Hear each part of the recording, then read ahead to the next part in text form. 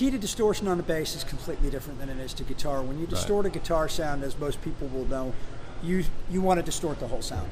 You want the sound to be distorted. With a bass, you have to be careful with that.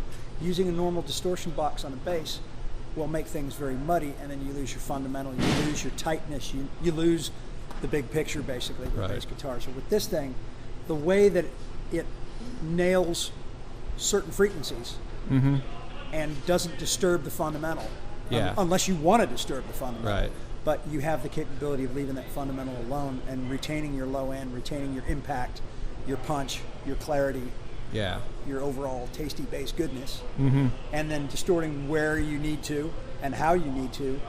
It just makes for a much better end result. It really does. Flexibility is not something that's always taken into account. So with this particular pedal, I think that the fact that it sounds good is paramount, but the fact that it has 6 available presets that can be stored makes it kind of a, without sounding like a commercial, it makes it a very cool standalone item for guys like me.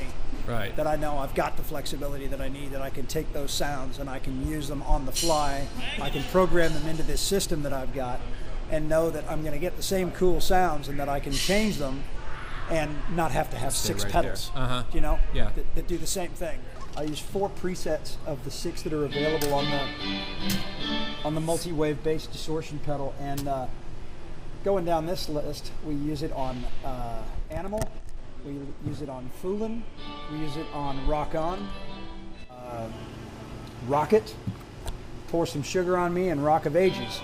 All of those songs we use distortion patches.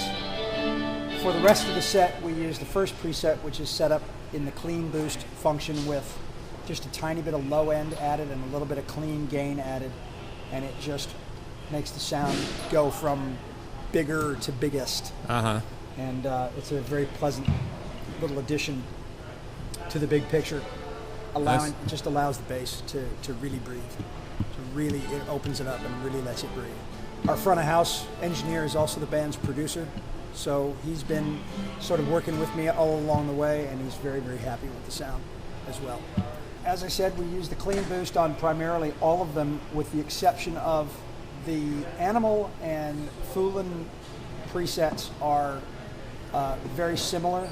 For Animal and Foolin', we're using the 3rd preset in the normal range. I pretty much stay within that normal range for most of this stuff. Too bad normal. We go from there to, why don't I take you a step back, and that is the main bass sound right there, which is, again, clean boost with EQ, with a slight nudge down on the low end, and the clean mix is giving it just a tiny bit of overall gain. Again, the Foolin' distortion sound, number 3 on the dial. This is the Rocket bass sound, which is, I guess you would say, halfway in between clean boost and your first distortion preset. You can see where the EQ is quite a bit more extensive on that particular preset. Again, that is for Rocket.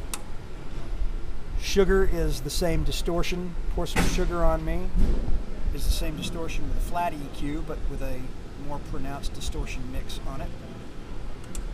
And then Rock of Ages, yes, we've gone back to using the same preset that we use for Animal and Foolin' there, which is number 3 with a nudge in the low end.